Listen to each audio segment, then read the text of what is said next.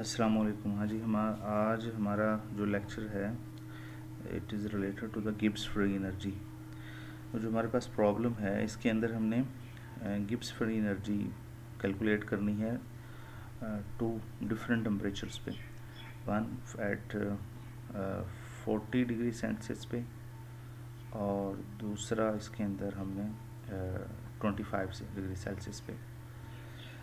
अब इसके अंदर जो इक्वेशंस अप्लाई होगी, change in standard Gibbs free energy change minus R T natural log की, जिसको हम इक्विलिब्रियम कांस्टेंट कहते हैं। Equilibrium constant for water use हुआ है, यहाँ पे एसिड भी यूज़ हो सकता है, यहाँ के सी भी हो सकता है, के ए भी हो सकता है और के डब्ल्यू यहाँ पे है क्योंकि हम वाटर के रिस्पेक्ट से कैलकुलेट करेंगे। तो यहाँ पे auto ionization of water at 25 Celsius, auto ionization water at 25 Celsius definitely 1 multiply by 10 to raise minus 14 होता है। इसको 1 ना लिखें, सिर्फ 10 टू रेज माइनस 14 लिख लें, तब भी सिंप्लिसिटी के लिए ठीक है।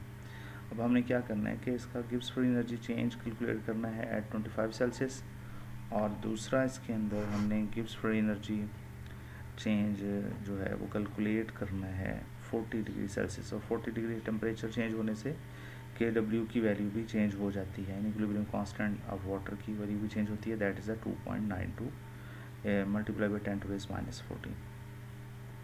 अब स्टेप बाई स्टेप हम इस न्यूमेरिकल को सॉल्व करेंगे। कुछ सबसे पहले हम 25 सेल्सियस पे से कैलकुलेट करते हैं।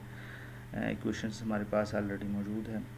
तो टेम्परेचर 25 सबसे पहले टेम्परेचर को आप केल्विन में चेंज करें 273 ऐड अप करके।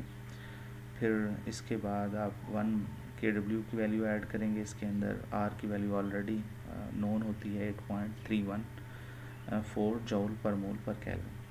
अब इसको थोड़ा सा सिंपल कर लें कि यहाँ पे 1 मल्टीप्लाई 10 टू रेज माइनस 14 की जगह आप 10 टू रेज माइनस 14 भी लिख सकते हैं। अब इसी इक्वेशंस के अंदर सारी वैल्यूज़ को पुट कर दें। जो सारी वैल्यूज़ को यहाँ पे पुट करेंगे और लास्ट वाले का हमें सिर्फ नेचुरल लॉग लेना पड़ेगा, बाकियों को मल्टीप्लाई करेंगे हम, और नेचुरल लॉग लेने के बाद हमारे पास जो फाइनल आंसर आता है कि नेचुरल लॉग का जो आंसर है वो -32 है। फिर इसके बाद -32 को गिब्स फ्री आर के साथ, आर की वैल्यू के साथ और टेम्परेचर की वैल्यू के साथ मल्टीप्लाई कर देंगे, माइनस और माइनस यहाँ प्लस हो जाएगा, और standard Gibbs free energy change की वैल्यू 79.89 या फिर इसको 80 किलो जूल पर मोल भी कह सकते हैं। इट्स मीन 25 सेल्सियस पे गिब्स फ्री एनर्जी चेंज की वैल्यू 80 किलो जूल पर मोल होगी। और 40 पे कितनी होगी? 40 को सबसे पहले आप चेंज करेंगे केल्विन में, और के डब्ल्यू की वैल्यू भी चेंज हो जाती है टेम्परेचर चेंज करने से।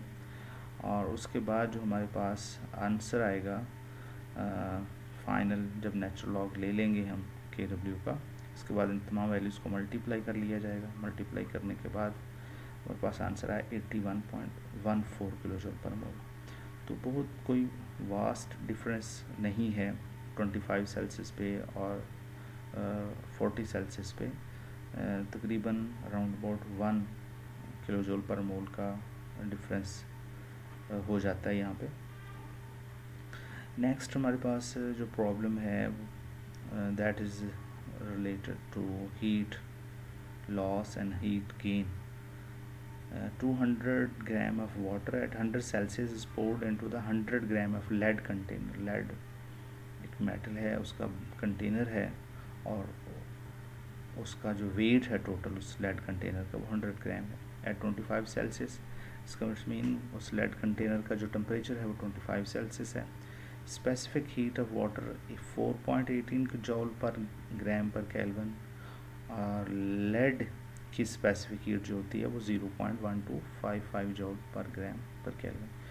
Assuming no heat is loss to the surrounding, ये एज्यूम किया जाता है कोई हीट लॉस नहीं हुई, सिर्फ वाटर ने जो लॉस की है वो ही लेड कंटेनर ने एब्जॉर्ब कर ली है, सराउंडिंग में कोई हीट वेस्ट नहीं की गई। ये हम सिर्फ एज्यूम करते हैं, एक्चुअल में लॉस ज़रूर होता है सराउंडिंग में। What is the final temperature of system? System का फाइनल टेम्परेचर हम कैलकुलेट करना है। सबसे पहले फार्मूला को देखें कि हमेशा जितनी हीट लॉस होती है उतनी ही गेन होती है, यानी loss of heat always equal to gain of heat. अब हीट का जो फार्मूला है क्यू हीट को हम रिप्रेजेंट करते हैं, that is equal to M C T minus T.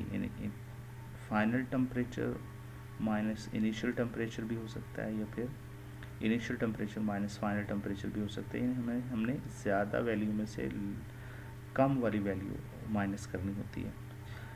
अब हीट लॉस कौन कर रहा है? डेफिनेटली वाटर कर रहा है, और गेन कौन कर रहा है? वो लेड करेगा।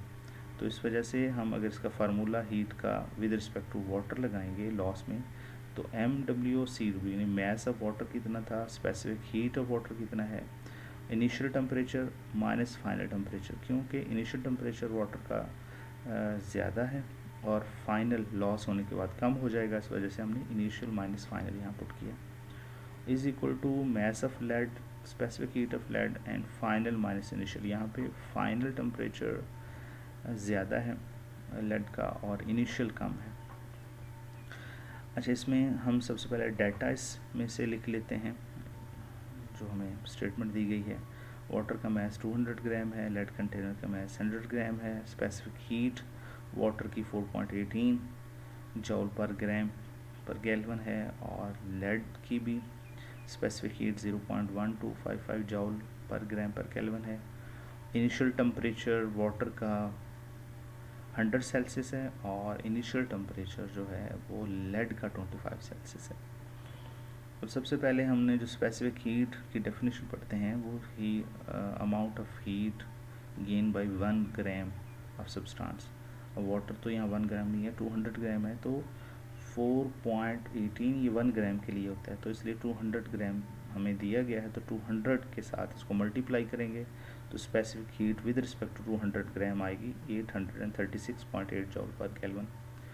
और लेड के रिस्पेक्ट से भी हम इसको क्या करेंगे, 100 ग्राम के साथ इसको मल्टीप्लाई करेंगे, और हमारे पास 100 ग्राम के रिस्पेक्ट से स्पेसिफिक हीट ऑफ लेड आती है 12.55 जॉल पर केल्विन।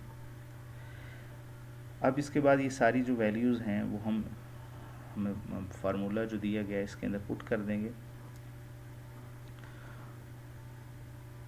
पुट करने के बाद हम क्या करेंगे, इसके बाद हमने सिर्फ यहाँ पे टेम्परेचर जो फाइंड आउट करना है वो फाइनल टेम्परेचर फाइंड आउट करना है।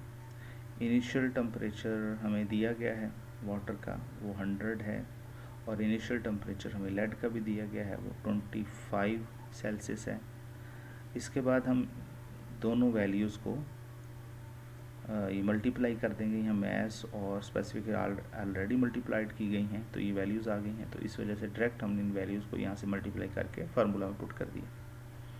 फिर इसके बाद इनकी वैल्यूज़ को हम मल्टीप्लाई करेंगे, मल्टीप्लाई करने इसको इसके साथ वैल्यूज़ के साथ पैरेंथेसिस के अंदर वैल्यूज़ के साथ मल्टीप्लाई करेंगे, और 836.8 को भी स्मॉल पैरेंथेसिस के अंदर वैल्यूज़ के साथ मल्टीप्लाई करेंगे। तो इसके बाद हम जब फाइनल टेम्परेचर कैलकुलेट करते हैं, तो फाइनल टेम्परेचर वाली वैल्यूज़ जो हैं वो एक राइट साइड पे ले जाएं, और जिसके साथ टेम्परेचर नहीं है उनको एक साइड पे ले जाएं। तो हम फाइनल टेम्परेचर हमारा है 98.89 सेल्सियस। अच्छा, यहाँ पे हमने केल्विन में चेंज नहीं किया। स्पेसिफिक हीट वाले जो न्यूमेरिकल्स होते हैं उनमें हम ज़्यादातर टेम्परेचर को सेल्सियस में ही रहने देते हैं, केल्विन में चेंज नहीं करते। अच्छा जी, होप सो आपको ये न्यूमेरिकल समझ आ गए होंगे। अब नेक्स्ट न्यूमेरिकल के लिए हम दोबारा वीडियो स्टार्ट करते हैं।